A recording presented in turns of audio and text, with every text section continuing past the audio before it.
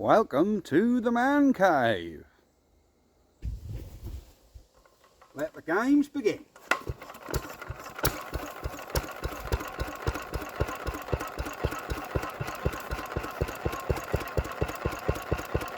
That's right, you're going to be saying, well, you put the head on that the other week. Yes, I did put the head on that the other week, with the new head gasket, which sadly ruined when I took the head back off again. So I've had to buy another head gasket. Reason why: this engine was turning over. It had a tight spot, which I thought would come around once I started using it. Once that had ran for a few minutes, I thought, yeah, that'll come round. It had a tight spot. I wish I'd have recorded this really, but I didn't. I took the crankcase door off and I slackened off the big end. So just slackened it.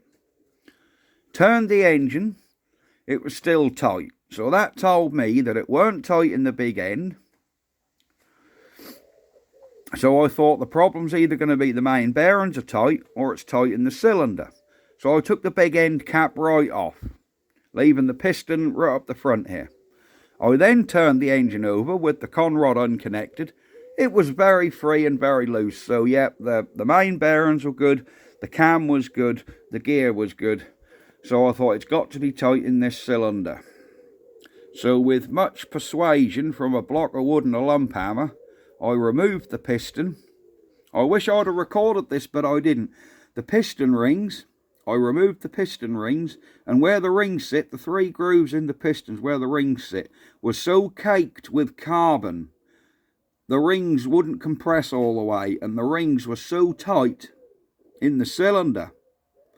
So I scraped all them grooves out where the rings sit. I removed the rings, scraped them all out, cleaned it up with brake cleaner, put the rings back in, and then there was a slight, on the bottom here, there was a slight rust ridge where this engine had sat for years and years. And the piston, when I went to first look at this engine, the piston was about here. And water had got into the cylinder and sat here. And there was a slight rust ridge in the bottom there, which had ran down into under the cylinder. And that had actually done, it had actually left a sort of rust patch there.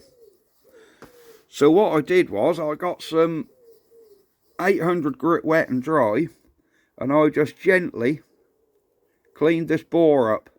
All around there was a rusty red edge. So I just got some 800 and went round it. Say, cleaned them grooves up what the rings sat in, reassembled it, and now it spins so freely like it didn't before. But that means I've got to put the head back on. So we could do that now actually. Of course, it's all clean around there because I only put the studs back in the other day. So we could put the head back on this bad boy. But she's nice and free now. I've also took the carb off, so I don't think that was drawing petrol. Let me come around here. This little brass thing on the side here was all chewed up. If you remove that, you can get to your main jet. And when I did remove that, because when I done the floating the thing, I didn't bother cleaning the jet. Took that out, and you can see the jet in there, screwed in this way. It was totally plugged. And I think when we started it the first time on the trailer, if you remember, I squirted a bit of petrol in the plug hole first. I think it was running for a few strokes on what I'd squirted in there, and it weren't drawing it up. And I haven't tried it since, but I got my little tiny tip cleaning set and file cleaning set, and I went through, tickled through the main jet and put this back in. So I'm pretty sure it weren't drawing fuel up, which is why it wouldn't keep running.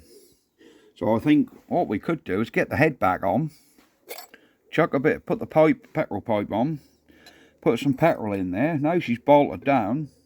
See if this puppy run. What do you think? Shall we see if she run? Yeah. Let me go get the new gasket and we'll get the head back on.